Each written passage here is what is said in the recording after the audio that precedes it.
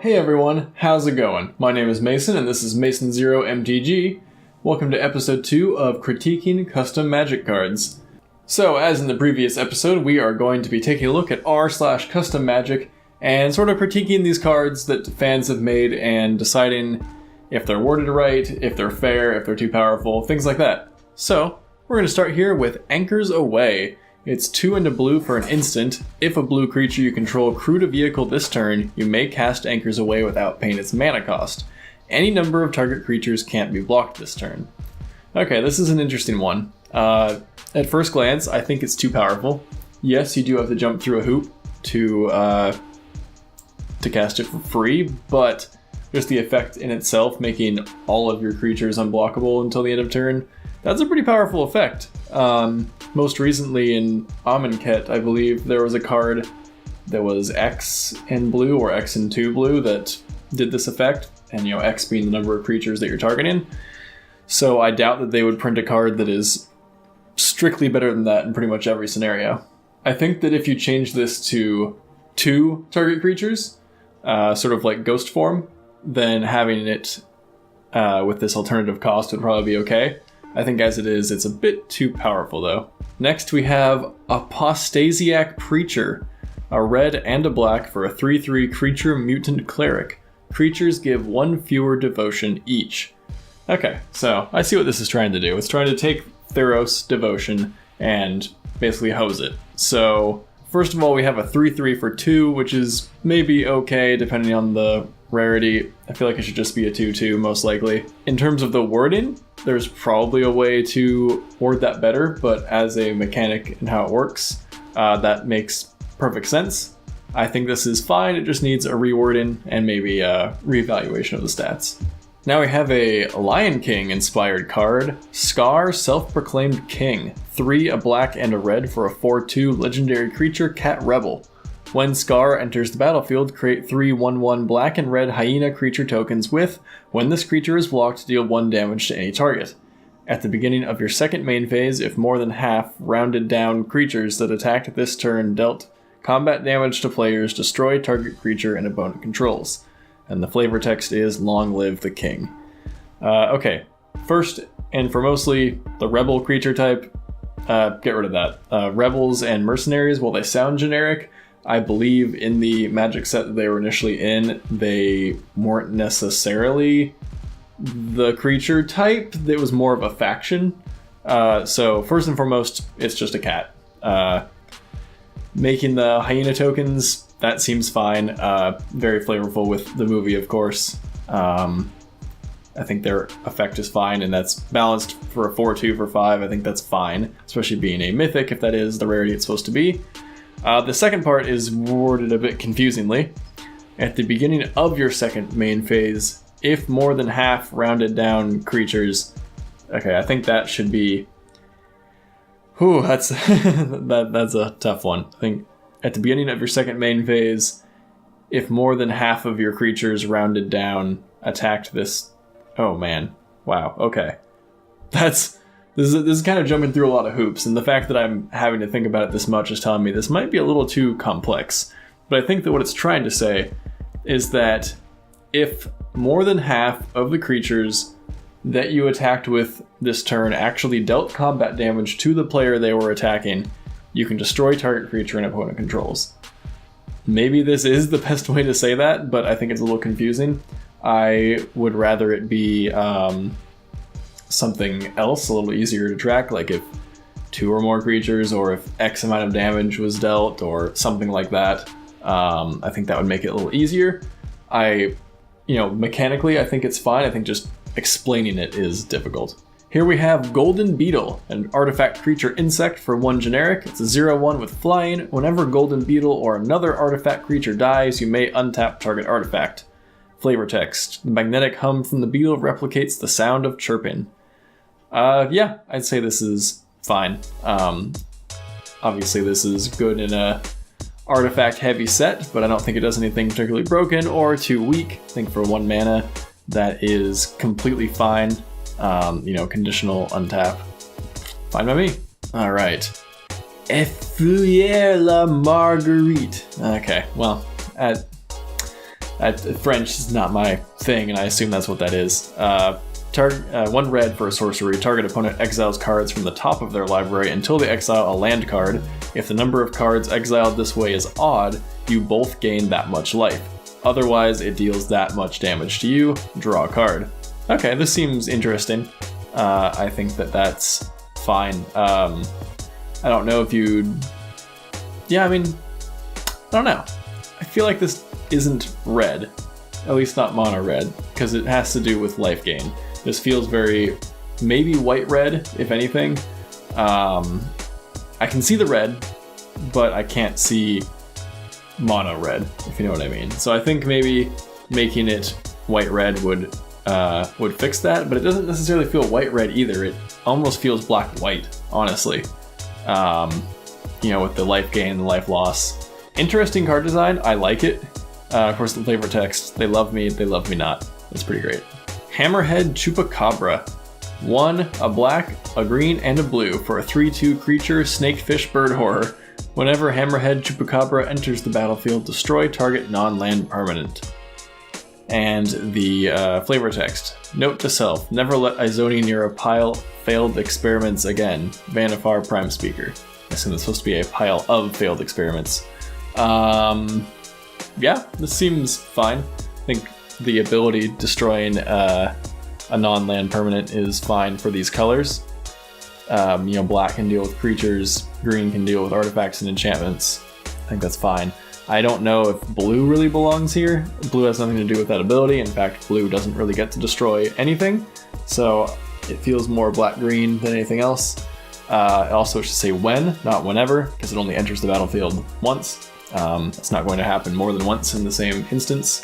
The card type is a little confusing. Chupacabra. I forget what Ravenous Chupacabra and the other ones from Ixalan were. I know horror was in it, maybe beast horror, but snakefish bird is kind of a lot. It does seem like they were going for something from Pitch Black, which I'm not quite sure what that is. So maybe that was something specific to that thing. So here we have Curif the Gleaming Gale, 1 red, white, for a 4/4 legendary creature, Phoenix Shaman. Flying haste lifelink. When Curif the Gleaming Gale enters the battlefield, it deals 2 damage to any target. You may cast Curif from your graveyard. Okay, so first of all, I'd say this seems a little bit overpowered. A lot of the Phoenixes that exist have a condition to being recast. You can't just cast them for their mana cost. That's especially powerful on this one because it has haste, and a battlefield ability. So I would say that this is probably a little overpowered. I think there should be a condition, maybe an alternate cost for casting from the graveyard, like 6 or 7 mana perhaps. I like the idea though, and I like it being a white and red instead of just mono red. Getting that lifelink in there is fun. So overall I do like it. I just think it's a little too powerful being able to recast it for its mana cost. Here we have Gathering Storm, 1 red for a sorcery. The next instant or sorcery spell you cast this turn gains Storm. It has Storm. Draw a card. Alright, well you gotta be careful with Storm because Storm is too powerful on its own. Let's examine this piece by piece. So, Storm is, when you cast this spell, copy it for each spell cast before it this turn. You may choose new targets for the copies. Now it itself has Storm, which is interesting because you'll get a bunch of copies of it if you cast other spells this turn, and the only way you'll actually get that effect of other spells getting Storm is if you respond to each one triggering with an instant.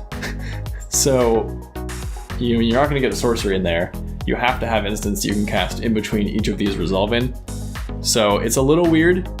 Also potentially very powerful just on its own because it's draw a card. So if you've cast a lot of spells, this could just be 1 mana, draw 7 cards, which seems ridiculously broken. So just ignoring the top line, just 1 mana Storm, draw a card is way too powerful. So yeah, Storm is dangerous, and this card is a great example of that. All right, now we're on to Halothane Skittering Venom. It's 1 and Jund for a 1/4 legendary creature spider with a Wither, First Strike, and Reach. Whenever a creature dies, if it had a -1/-1 counter on it, you may have Halothane deal 1 damage to target creature. And the flavor text is, you don't need to be stronger than your enemy, they just need to be weaker than you. I like the flavor text. It goes nicely with a -1/-1 counter theme, weakening things. I think it's pretty cool. I think it's nice and balanced, just being a 1 power creature, so it has the Wither, and it'll get a -1 counter on a lot of things with that, but it won't probably kill anything on its own. You do have to have another effect that can kill things, which is fine in those colors, in the Jund colors. So yeah, I like this a lot. I think it's balanced. I think it is a fun -1/-1 counter commander, and it's in good colors for that. Diogenes the Cynic, legendary creature, human advisor, a 2/2 for 4 and a blue. Has affinity for hounds, and pay 1 and a blue and tap to create a 1/1 white bird creature token. Flavor text, behold, I've brought you a man. I'm not sure I'm actually familiar with this myth or legend, although I feel like I should be. But I assume that the hounds and birds are flavorful for it, especially given the art. And I assume that the flavor text is also from whatever, Greek myth that it's from. But assuming that it's a flavor win in this case, I like it. I think the token creating ability is fair and balanced. Most hounds that currently exist aren't good, so the affinity thing seems fine. Yeah, I don't mind it. I think if it was actually printed, they wouldn't use the word affinity, they would just say Diogenes the Cynic costs 1 less for each hound you control, since affinity is a keyworded ability, and it's set specific, so they wouldn't use that, but I get what they're trying to say. Alright, we've got a big dumb mythic here. Waith Reaper of Souls, 4 black for a 3/2. Alright, this better be good. Legendary creature spirit with menace and death touch. When Waith Reaper of Souls enters the battlefield, destroy target planeswalker. Whenever Waith Reaper of Souls deals combat damage to a player, that player loses the game, and it has persist. Okay, I can see why this is so much mana. Let's go through this piece by piece. 7 mana for a 3/2 with menace and death touch. That's fine. It has a bunch of other abilities, so that cost is okay. Menace and death touch are alright. When it enters the battlefield, destroy target planeswalker. Most of the time I think you're going to miss on this because planeswalkers just aren't that common. Even in Commander, which is probably where you'd find a card like this, it might hit something sometimes depending on who you're playing against, but I mean, most decks have a couple of planeswalkers, but not a ton of them unless it's a dedicated Super Friends deck. When it deals combat damage to a player, that player loses the game. Win and lose effects like that can be, kind of contentious. Having Menace does make it a little scary in that regard, because it could potentially come in, your opponent could not have 2 blockers. So that's something to consider. It also comes back with Persist. I think that's probably a little too powerful. I'm not sure I like that. You have to have 2 answers to deal with this, and you have to have 2 blockers to even block it. So even though it is expensive for the stats, I think that having Persist makes it pretty crazy strong. I do like it though. This seems like a fun card. Your opponent really has to finish it because it's a win condition. It's complete bomb. Primordial Genesis. 1 red for a sorcery. It's a mythic. Reveal cards from the top of your library until you reveal a creature card. Each player creates a token that's a copy of that card. Those tokens gain haste. Exile those tokens at the beginning of your next upkeep. Interesting. So this is a pretty balanced card because everyone gets a token copy. So I think that's pretty interesting. This seems more interesting in Commander. So you have a full turn cycle for those cards. You exile them at the beginning of your next upkeep.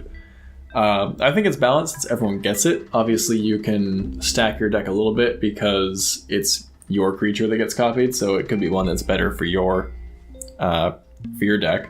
But everyone gets to use it. Everyone gets a free attack. Everyone gets to use the tap ability. There's a lot of fun to be had here, and I like it. I think it's balanced for the cost as well. Alright, Lurking Dracopede, a red and a green for a 2/1 creature insect with flash. When Lurking Dracopede enters the battlefield, it gets +1/+0 and gains first strike until end of turn. Very cool. The flavor text is, it stops moving until its prey gets close, then its prey stops moving. Funny. So I like this card a lot. It's obviously for a defensive play, which I think is fine, being in green. The red gets it first strike and the buff and everything. I like it a lot. You can block something reasonable in the early turns of the game, and it'll probably live, and then you get to attack with a 2/1. So yes, I am a fan of this card. I think being an uncommon as it's listed here is perfectly fine. I would be happy to play this in a draft or something like that. Torchwood Elemental, 2 red and 2 green for a 5/5 creature elemental. Other creatures have base power and toughness 5/5. Whenever an instant or sorcery spell would deal an amount of damage, that spell deals 5 damage instead. I wish you would have kept with the theme and made it cost 5 mana. It's a 5/5. Other creatures are 5/5s. Spells deal 5 damage, and it has 5 lines of text. So anyways, the flavor text is, a Torchwood Elemental makes no distinction between friend, foe, or fuel. That being said, I like this. It reminds me of Omnath a little bit, given the mana cost and the whole 5/5 thing. I think it's cool. It turns all of your shocks into something much more powerful. Turns all your small creatures into something more powerful, but you still have to get to 6 mana to get there. I think this card is fine. You could probably break it in a few ways, but I think that it's a pretty fun card. I think its mana cost is restrictive enough. Alright, the last card we're going to talk about today is a split card called Shark and Crab.